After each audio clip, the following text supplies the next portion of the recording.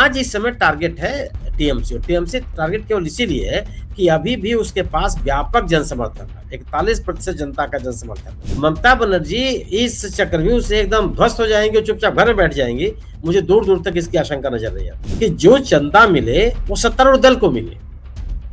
जिस किसी भी दल ने गैर भाजपा राजनीतिक दलों को चंदा देने की कोशिश की, उनके खिलाफ कार्रवाइयां हुई, उनके खिलाफ जांची, उनके खिलाफ छापे पड़े। भारतीय जनता पार्टी ने हर संभव ये प्रयास किया है कि वो विरोधी दलों के जो आर्थिक संसाधन है उनको सुखा देगा, उनका स्रोत ही खत्म कर देगा। सवाल इसका है कि ममता बनर्जी जैसा नेता क्या हाशिए पे चला जाएगा? नमस्कार, मैं हूं संजीव श्रीवास्तव। आप देख रहे हैं फूर पीएम मध्य प्रदेश। दोस्तों, पश्चिम बंगाल से जो खबरें आ रही हैं, बंग दिवस पर प्रधानमंत्री नरेंद्र मोदी वहां पहुंचे हुए, तो उन्होंने वो जो है भारतीय जनता पार्टी खुद को स्थापित करना है बंगाल में। आपने सत्ता तो किन प्रकार ने हत्या ली, कैसे हत्या ये आपको पता है। तो अब जो होता है जुमलेबाजी, एक नैरेटिव सेट करना, वो सब चल रहा है। और उधर जो ममता बनर्जी टीएमसी, उसको कैसे पूरी तरह से नेस्ता नाबूद कर दिया जाए, वो भी प्रयास हो रहे हैं। आपने देखा कि कैसे पहले विधायक तोड़े गए, फिर सांसदों को तोड़ा गया, कैसे मान्यता मिल गई रातों रात। और अब कहीं निगाह नजर कहाँ है, जो उस दल को चलाने वाला जो एक आर्थिक तंत्र है, उसे भी तार तार कर दिया जाए। तो बहुत तेरे सवाल हैं ममता बनर्जी के सामने, जो बहुत बहुत कठिन चुनौतियां हैं। अभिषेक बनर्जी जिस तरह से उलझे हुए हैं, फंसे हुए हैं, और उनके लोग ही उनका साथ छोड़कर कहीं जो जा मिले हैं अपने विरोधियों के साथ, और फिर वो एक लंका ढहाने की कोशिश हो रही है। तो क्या ये लंका ढहा पाएंगे, ढह पाएगी? इसी पर बातचीत करने के लिए चलेंगे एक बहुत खास मेहमान से मैं जोड़ना चाहूंगा, जुड़ता हूं। होते हैं हमारे, जुड़ गए हैं सुनील शुक्ल जी। सुनील सर, बहुत बहुत स्वागत।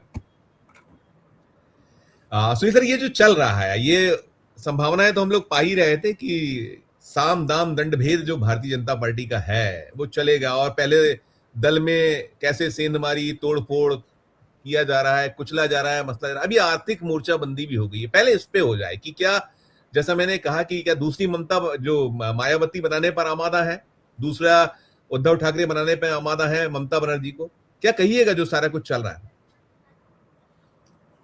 धन्यवाद संजीव जी। यह दूसरी मायावती या दूसरा उद्धव ठाकरे बनाने का सवाल नहीं है। ये सवाल ये है कि मैंने पूरी तरह से कमजोर कर देना ममता बनर्जी को, टीएमसी की एकदम साख खत्म कर देना।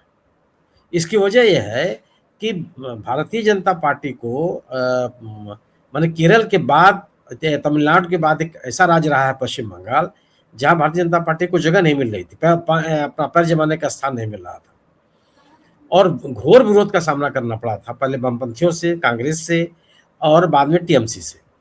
टीएमसी सहायक रही है भारतीय जनता पार्टी की। टीएमसी ने कई बार भारतीय जनता पार्टी के साथ समझौते किए, मिलकर के वो लोकसभा और विधानसभा का चुनाव भी लड़ चुके हैं पश्चिम बंगाल में, और आज चुनाव हारने के बावजूद भी एक बड़ी ताकत है। 41% वोट मिला है ममता बनर्जी को, और अपने अकेले के बूते। मतलब ऐसा नहीं कि भारतीय जनता पार्टी जैसा एक बड़ा विशाल आकार हो उस पार्टी का, या कई अनुसांगिक संगठन उनके चल रहे हैं, लेकिन 41% लगातार 3 बार उस सत्ता में रही। तो टीएमसी एक बड़ी चुनौती है पश्चिम बंगाल में भारतीय जनता पार्टी के लिए, और टीएमसी, कांग्रेस और वामपंथी दल तीनों अगर मिलते हैं इंडिया गठबंधन के सदस्य के रूप में, तो वो बहुत बड़ी ताकत बन जाएंगे वहां। इसलिए टीएमसी को पूरी तरह से कमजोर करना है, और उनकी जो राजनीतिक ताकत है उसको लोगों के बीच में उसको अविश्वसनीय बनाना है। और भारतीय जनता पार्टी कोई ऐसा नहीं है कि पहली बार कर रही है। आपके पास जो इलेक्टोरल बॉन्ड की योजना बीजेपी की सरकार लेके आई, जिसको बाद में सर्वोच्च न्यायालय ने अवैध घोषित कर दिया, उसका अगर आप उसका विश्लेषण कीजिए तो क्या है कि जो चंदा मिले वो सत्तारूढ़ दल को मिले। जिस किसी भी दल ने गैर भाजपा राजनीतिक दलों को चंदा देने की कोशिश की, उनके खिलाफ कार्रवाइयां हुई, उनके खिलाफ जांची, उनके खिलाफ छापे पड़े। तो भारतीय जनता पार्टी ने हर संभव ये प्रयास किया है कि वो विरोधी दलों के जो आर्थिक संसाधन है उनको सुखा दे, उनका स्रोत ही खत्म कर दे।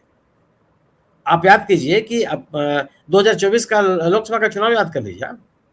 कांग्रेस जैसी सबसे बड़ी पुरानी पार्टी, लोकसभा में सबसे बड़ी पार्टी, उसका खाता सीज कर दिया गया एन चुनाव के मौके पर। ये क्या संभव है कि कोई विभाग इस तरह की कार्रवाई कर दे और सरकार को उसकी जानकारी ना हो? कतई संभव नहीं है, लेकिन ये हुआ। तो वही स्थिति पश्चिम बंगाल में है।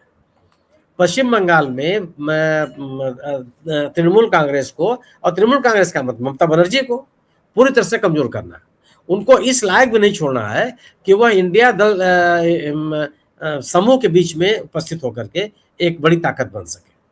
और यह बाकायदा सुविचारित योजना है। इसीलिए आप ये देखिए कि ममता बनर्जी, मायावती जी को उन्होंने कोई उनके आर्थिक स्रोतों पर थोड़े कोई चोट किया, उनको तो पूरी तरह से एकदम उनके उस दौर में बड़ी इनकम टैक्स और सीडी, क्या आपका ईडी और तमाम सब उस समय हुआ था। उस दौर जो था सारा खूब हुआ। अरे उसकी शुरुआत तो वो सरेंडर हो गई, तो फिर बाद हाँ, चीजें रुक गई, बातें रुक गई। और उद्धव ठाकरे अभी लगातार सक्रिय हैं, भारतीय जनता पार्टी के साथ किसी तरह का समझौता करने के लिए नहीं तैयार है, तो उनके खिलाफ अभी भी कार्रवाइयां चल रही हैं, उनके सदस्य तोड़े जा रहे हैं। तो पश्चिम बंगाल में खास तौर से भारतीय जनता पार्टी अपने आप को केंद्रित करेगी, और वो कर भी रही है, और ममता बनर्जी को को कमजोर करने की कोशिश करेगी। इसलिए कि ममता बनर्जी की अगर राजनीतिक ताकत बनी रहेगी, उनकी राजनीतिक सक्रियता बनी रहेगी, तो इंडिया दल समूह मिल करके वहां एक बड़ी राजनीतिक ताकत के रूप में उभर जाएगा। ऐसा तो हो नहीं सकता ना कि केवल सत्तारूढ़ दल के लिए स्पेस हो, विपक्ष के लिए तो स्पेस बनेगा। तो अब विपक्ष का स्पेस अगर केवल ममता बनर्जी नहीं भरेंगी, तो सब मिलकर भरेंगे, कांग्रेस के साथ बढ़ेगी। इसलिए आप देखिए कि जो कल के बंग दिवस मनाया गया, वहां प्रधानमंत्री जी ने जाकर भाषण दिया, उसमें उन्होंने कांग्रेस को खूब टारगेट किया, जबरदस्त तरीके से टारगेट किया कि पश्चिम बंगाल पिछड़ता चला गया, उसको पाकिस्तान को सौंपने की साजिश रची जा रही थी, तरह तरह की बातें। कौन सा इतिहास, कहाँ का भूगोल, यह इसको आप खोज नहीं सकते, लेकिन बयानबाजी है। मतलब जिस कांग्रेस की सरकार ने श्रीमती इंदिरा गांधी प्रधानमंत्री के रूप में, उन्होंने पाकिस्तान को दो टुकड़े कर दिए, वह प्रधानमंत्री, वह सरकार, वह पार्टी पश्चिम बंगाल को पाकिस्तान को देना चाहती थी। ये इस तरह की खोजें भारतीय जनता पार्टी लेकर के आती है, लेकिन यह कहना है उनको, और इसलिए कहना है कि उनके अपने जो समर्थक हैं उनको सुनने में अच्छा लगता है। तो भारतीय जनता पार्टी कतई नहीं चाहेगी कि कांग्रेस की पुनर्वापसी हो, कांग्रेस फिर से उसकी विश्वसनीयता बढ़े, तो कांग्रेस ही एकमात्र राजनीतिक चुनौती है राष्ट्रव्यापी बीजेपी के लिए, तो वो इसको नहीं पनपने देंगे। इसीलिए वो राजनीतिक रूप से संसाधनों के स्तर पर, संगठन के स्तर पर टीएमसी को कमजोर करेंगे, और विचारधारा के स्तर पर पॉलिटिकल नैरेटिव में कांग्रेस और वामपंथी दोनों को कमजोर करेंगे, जिससे कि इन दलों की साख न बनने पावे, और जो टीएमसी का अपना जो मतदाता समूह है वह फिर से उभर करके सामने ना आवे। इसके पीछे पर्पज ये है, इसीलिए उनके खातों को सीज करना, ये करना, वो करना। भाई अगर आप जांच कीजिए, उसके बाद जो कार्रवाई करना हो कि एक एप्लीकेशन किसी ने दिया, आपने खाते सीज कर दिए, नहीं है। यही तो न्यायालय का आदेश हो, न्यायालय में आरोप पत्र दाखिल कीजिए, आप कुछ तो कीजिए। यस, बड़ी ये जो है, ये देश में एक चीज और भी है सर, सुनील, इसको ऐसे भी देख सकते थे कि दो चीजें थी जब चुनाव चल रहे थे 5 जो विधानसभाओं के, तब जो अभिषेक बनर्जी का जो एक शैली या उनका जो कहीं एक अभिमान था, वो जिस तरीके से वो बोलते थे, एक तो वो कहीं पार्टी को बहुत, अब लग रहा है बहुत छीछा लीडर करा रहा है, एक, और दूसरा ममता बनर्जी भी लगातार कहती थी कि केंद्र में हम निपटेंगे। तो आप वही जो है, आप जो कह रहे हैं उसी का कहीं स्वरूप है कि हम इनको इतना जमींदोज कर देंगे उठ ही ना पाए। यही एक चल रहा है कि साम दाम, और फिर कोई नियम नहीं, कोई कायदा नहीं, कोई नियम, कोई कानून नहीं, कोई कुछ नहीं। एक सिंपल जो वो लोग, जैसे उन्होंने कहा कि भाई हम तो 5 तारीख को ही हटा चुके थे, जो आरूप घोष का जो जिस चिट्ठी पर हुआ है, वो जिनको अरूप विश्वास, उनकी चिट्ठी पर जो एसडीएफसी और तमाम खाते जो हैं सीज किए गए हैं, वो कह रहे थे कि हमने उनको हटा दिया था और शुभाशीष चक्रवर्ती को कोषाध्यक्ष पद दे दिया था, लेकिन आपको करना है, आप खत्म करना है, यही है। यही तो भाई, आप जो व्यवस्था है, नियम कानून से कहाँ पालन कर रहा है? आप तो कोई आपको आधार मिले तुरंत आप कार्रवाई कर देंगे। जब कांग्रेस का लोकसभा चुनाव के दौरान खाता सीज हुआ था, तो कितने साल पुराना मामला है वो? क्या 2-4-10 दिन पहले का मामला था क्या? कई साल पहले का पुराना मामला है, वर्षों वर्षों से उसकी जांच चल रही है। और अचानक चुनाव के मौके पर आपने उसको सीज कर दिया। ये क्या तर्क है? क्यों कर देंगे आप सीज? कर दिया और उसी के बाद आपको उसको जारी भी करना पड़ा, क्योंकि कानून संभव नहीं है वो। आज इस समय टारगेट है टीएमसी, और टीएमसी टारगेट केवल इसीलिए है कि अभी भी उसके पास व्यापक जनसमर्थन है, 41% जनता का जनसमर्थन है, माने मतदाताओं का। और यह लोग कंसोलिडेट होते गए, यानी कि टीएमसी, कांग्रेस और वामपंथी ये सभी मिलकर ये कंसोलिडेट होते गए, तो भारतीय जनता पार्टी के लिए बहुत बड़ी चुनौती है। फिर वो वहां उनका टिका रहना मुश्किल हो जाएगा। राजनीतिक कार्यक्रम होंगे, राजनीतिक आंदोलन होंगे, राजनीतिक गतिविधियां होंगी, तो वो पहले टीएमसी को टारगेट कर रहे हैं, क्योंकि अभी कांग्रेस और वामपंथी दलों के पास तो उस तरह का जन समर्थन है नहीं। टीएमसी के मतलब टीएमसी का जो समर्थक वर्ग है, टीएमसी का जो कार्यकर्ता है, वो छोड़ के भाग जाए, वो पार्टी से अलग हो जाए। तो टीएमसी को, ममता बनर्जी को राजनीतिक कार्यक्रम करने के लिए अवरोध पैदा हो, उस तरह से कार्यक्रम न कर लें जिस तरह के आक्रामक शैली के लिए वो जानी जाती है। ये उसके पीछे उद्देश्य है। और साथ ही साथ कांग्रेस पे भी टारगेट करते रहना है, उनके ऊपर हमले करते रहना है कि ये राज्य विरोधी लोग हैं, इन्होंने प्रगति नहीं होने दी, इसको पाकिस्तान को सौंप देना चाहते थे, मिस गवर्नेंस था। अरे आप पश्चिम बंगाल राज्य की तुलना मानव विकास के किसी सूचकांक के साथ पश्चिम बंगाल कर लीजिए, जहां भारतीय जनता पार्टी शासित राज्य है, उन राज्यों से हर मामले में बेहतर है। वो शिक्षा का स्तर बेहतर है, स्वास्थ्य का स्तर बेहतर है, सड़कों की स्थिति बेहतर है, किसानों की स्थिति बेहतर है। वो आप कहाँ हैं? आप तुलना कीजिए उसके उत्तर प्रदेश से, उसकी तुलना कीजिए मध्य प्रदेश से, आप उसकी तुलना कीजिए राजस्थान से, उसकी तुलना कीजिए बिहार से। आप जिन राज्यों में भारतीय जनता पार्टी सालों साल से, वहां तुलना करके देख लीजिए पश्चिम बंगाल की स्थिति क्या है। वहां का जो शिक्षा का दर है, वहां का जो नवजात शिशुओं का मृत्यु दर है, जो वहां का किसानों को दी जाने वाली आर्थिक सहायता है, जो वहां के किसानों की स्थिति है, जो वहां की रोड कनेक्टिविटी है, जो राज्य सरकार बनाती है, केंद्र की बात नहीं है, राज्य सरकार जो करती है, कर लीजिए तुलना यार।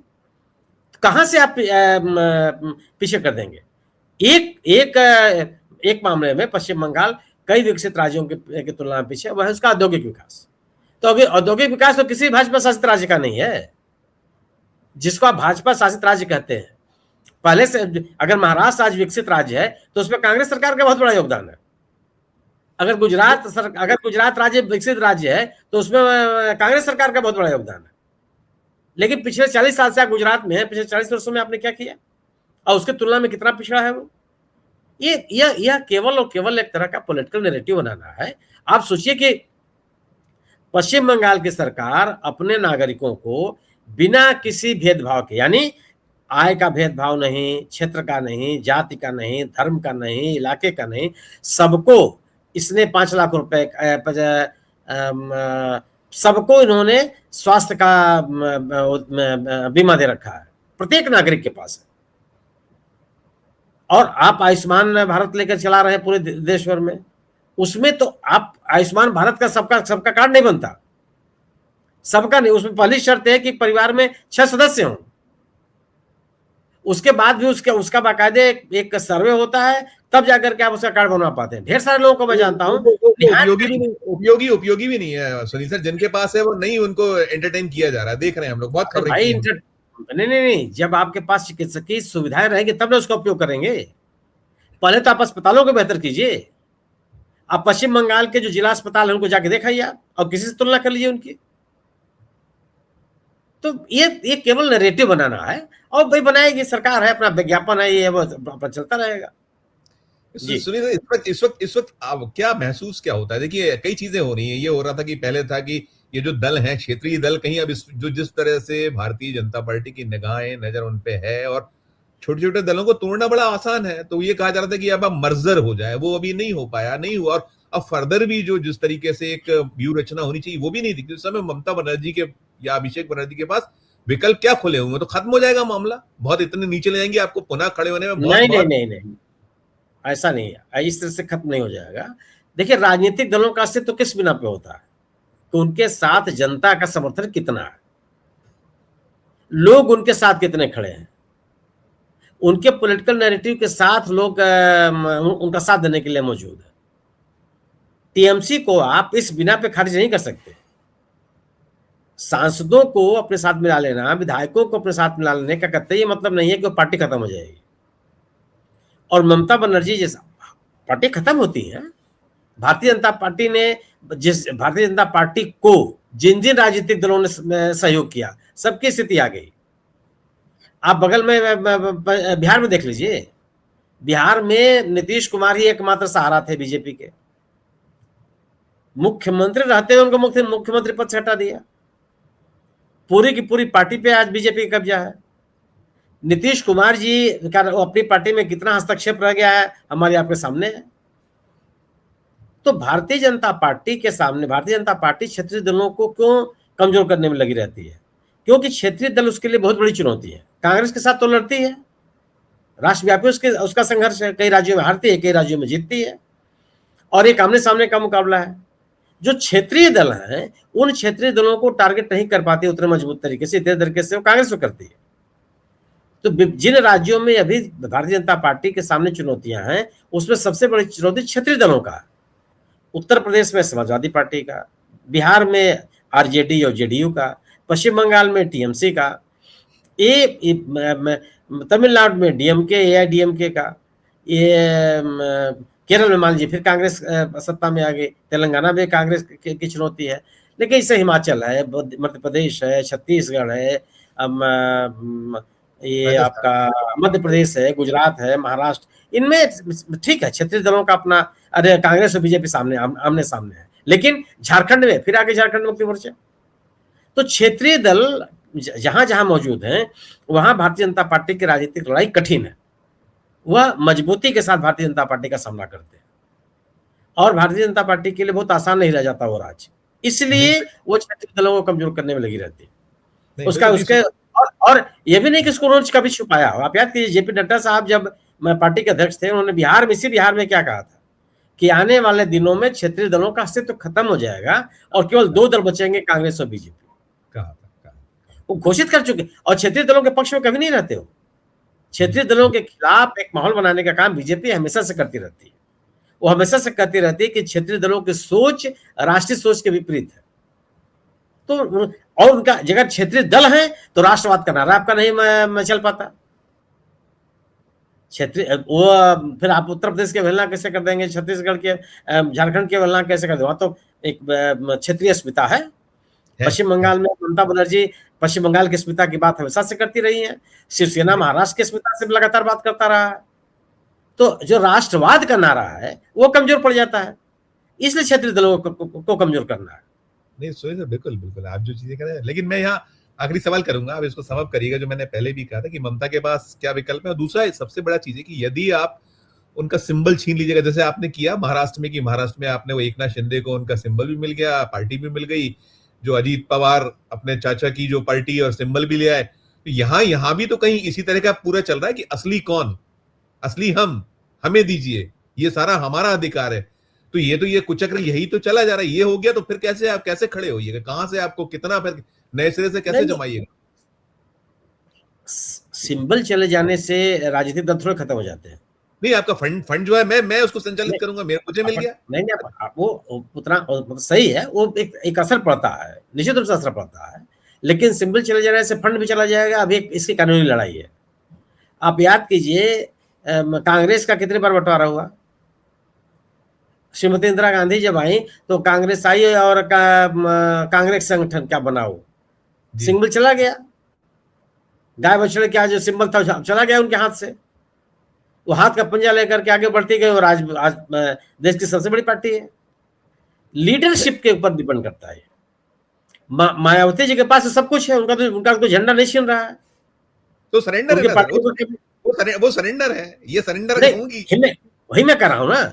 लेकिन उनके पास सब कुछ है, बावजूद इसके उनकी कोई राजनीतिक ताकत नहीं है। सवाल इसका नहीं, सवाल इसका है कि ममता बनर्जी जैसा नेता क्या हाशिए पे चला जाएगा? यही मैं पूछ रहा हूं। मुझे नहीं लगता। ममता बनर्जी को जिस तरीके से मैंने देखा है और जितना मैंने समझा है, आज इसीलिए सवाल ये उठाया जाता है कि ममता बनर्जी की उम्र बहुत हो गई है, 70 साल की हो गई है, ऐसा हो गया वैसा हो गया। अरे 70 साल की उम्र इतनी बड़ी उम्र थोड़े होती है कि व्यक्ति अपना राजनीतिक अभियान नहीं चला सकता। 75 साल की उम्र में प्रधानमंत्री जी देश का नेतृत्व कर रहे हैं और वो ममता बनर्जी 70 साल की उम्र में राजनीतिक लड़ाई नहीं लड़ सकती है, ऐसा तो नहीं है ना। और ममता बनर्जी जो अपना समर्थक, इस महाक्रूरता का ममता कैसे जवाब दें, ये भी एक यक्ष प्रश्न है। ये महाक्रूरता हो रही है, वो नहीं, लेकिन सरेंडर थोड़ा कर दिया उन्होंने। इस तरह की स्थितियां तो उनको स्वीकार करनी पड़ेंगी, और ममता जी ने भी यह काम किया है। हाँ, कांग्रेस को और वामपंथियों को कमजोर करने के लिए कोई ऐसा नहीं था कि उन्होंने कोई प्रयास छोड़े हों, लेकिन ठीक है, लेकिन वो लड़ती रही हैं, और लड़ करके उन्होंने अपने अकेले के बूते वामपंथियों की 34 साल की सरकार को गिराया था और सत्ता में आई। बीजेपी और कांग्रेस किसी को स्पेस नहीं बनने दिया। आप ममता बनर्जी को, उनकी जनता उनको छोड़ के चली जाए, तभी आप कमजोर कर सकते हैं। ये जो चक्रव्यूह जो बीजेपी का चक्रव्यूह है, इसमें जो राहुल गांधी कह रहे हैं उससे निकलने के क्या तरीके क्या है? जो चक्रव्यूह मुझे जो राहुल गांधी कर रहे हैं वही फार्मूला काम आएगा कि सभी मिल करके लड़े, जिसके प्रति ममता बनर्जी भी सहमत दिखती हैं। जिन वामपंथियों का नाम तक सुनने के लिए तैयार नहीं होती, अब उनके साथ राजनीतिक अभियान चलाने के लिए तैयार, उनकी भी स्थिति वही हो गई। तो जो ममता बनर्जी इस चक्रव्यूह से एकदम ध्वस्त हो जाएंगे, चुपचाप घर में बैठ जाएंगी, मुझे दूर दूर तक इसकी आशंका नजर नहीं आती। मैं यह संभावना देखता हूं कि वह स्वयं कांग्रेस और वामपंथी दलों के साथ मिलकर के वह पश्चिम बंगाल में एक राजनीतिक लड़ाई लड़ेंगी, और जो उनका जो समर्थक वर्ग है और उसके साथ वह और कंसोलिडेट होगा। कांग्रेस और वामपंथी समर्थक भी उनके साथ इकट्ठे होंगे, एक लड़ाई लड़ी जाए। आने वाला समय बताएगा कि एकदम खत्म हो जाएंगे क्या वह, लेकिन मेरा अपना मानना है कि कांग्रेस का एक समर्थक वर्ग है, धर्मनिरपेक्षता की राजनीति करने में विश्वास रखने वालों का बड़ा समूह पश्चिम बंगाल में है। वह ध्रुवीकरण के नाम पर पूरा का पूरा समूह बीजेपी के साथ चला जाएगा, मुझे इसमें संदेह है। पश्चिम बंगाल की राजनीति एक अलग तरह की राजनीति रही है। पश्चिम बंगाल के लोगों ने कभी सांप्रदायिक राजनीति स्वीकार नहीं किया था, इसीलिए आप देखिए श्यामा प्रसाद मुखर्जी का गृह राज्य होने के बावजूद जनसंघ और बीजेपी को अपना स्थान बनाने में बहुत साल लग गए, और आज भी जो स्थान बना है वह मैं मानता हूं कि उसमें SIR की बड़ी भूमिका है। लोगों को मतदाता सूची से उनका नाम काट करके जो वातावरण तैयार किया गया, उसकी बड़ी भूमिका है। नहीं, बिल्कुल एग्री सर, वो आर्टिफिशियल है, सारा कुछ आर्टिफिशियल है। और ये जो कोशिश जो कर रही है बीजेपी तो यही कोशिश कर रही है कि ये केन प्रकरण किनारे लगाया जाए। और मुझे भी आपने जैसा कहा कि ममता बनर्जी वो लड़ाका है और लड़ती रहेंगी, लेकिन जो कोशिशें हो रही है इस वक्त, जो एक क्या होना चाहिए उस पर आपने रोशनी डाली, प्रकाश डाला। बहुत शुक्रिया, बहुत आभार था सर, धन्यवाद। दोस्तों, आप सुन रहे थे सुनील शुक्ल जी को, और हम बात कर रहे थे बंगाल में जो कुछ चल रहा है इस वक्त, सतत जो कोशिशें हो रही है कि कैसे वहां वही सब कर दिया जाए, दोहरा दिया जाए जो हाल ही में जो महाराष्ट्र में आपने देखा था। चाहे वो वहां उद्धव ठाकरे की पार्टी हो, शिवसेना, जिसके 2 टुकड़े हुए, या फिर शरद पवार का दल हो, और साथ में सब कुछ ले जाना। लेकिन आपने सुना सुनील जी कह रहे थे कि नहीं, ममता बनर्जी वैसा भले ही कर लें सारा कुछ, साम दाम दंड भेद, लेकिन और फिर उन्होंने ये भी कहा कि उस जो ये चक्रव्यूह रचा गया है भारतीय जनता पार्टी या जो और उनके साथ जो आए लोगों द्वारा, किराए के लोगों द्वारा, भाड़े के लोगों द्वारा, खरीदे गए लोगों द्वारा, जैसे ब्लेम्स है, निकलने का रास्ता है और निकलेंगी ममता बनर्जी। ये कहीं पूरी राय थी। पूरी चर्चा को सुनने के बाद आपकी अपनी जो राय हो, आपकी अपनी जो टिप्पणी हो, जरूर हमारे इस वीडियो के कमेंट बॉक्स में जाकर कीजिएगा, टिप्पणी दीजिएगा राय। और अच्छी लगे चर्चा तो चैनल को लाइक कीजिएगा, सब्सक्राइब कीजिएगा, ज्वाइन बटन दबाइएगा तो हमारी हौसला अफजाई होगी। प्यार और इस्तेमाल आखिर देखते रहिए 4 PM न्यूज नेटवर्क। धन्यवाद, नमस्कार।